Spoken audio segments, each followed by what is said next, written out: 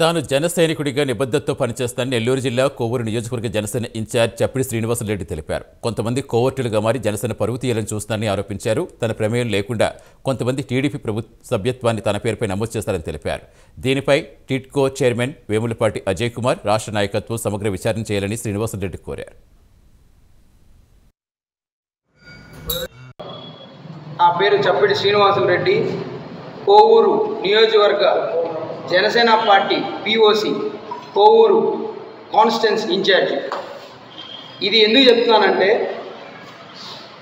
నేను ఒక ఫార్మర్ కుటుంబం నుంచి, మా తాతగారు వ్యవసాయం చేస్తే మా నాన్నగారు బిజినెస్ చేస్తారు.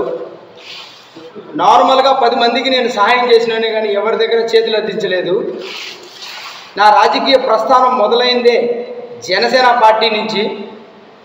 అది ఎందుకంటే మా పవన్ కళ్యాణ్ గారు 10 మందికి సహాయం చేయాలనే ఉద్దేశంతో పార్టీని స్థాపించడం జరిగింది.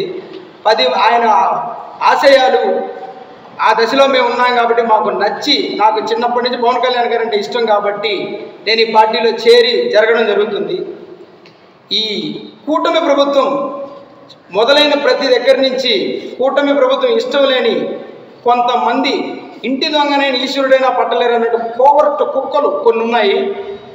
ఆ కుక్కలు చేసిన పని ఈరోజు నా ఈ ప్రెస్ మీట్కి కారణం.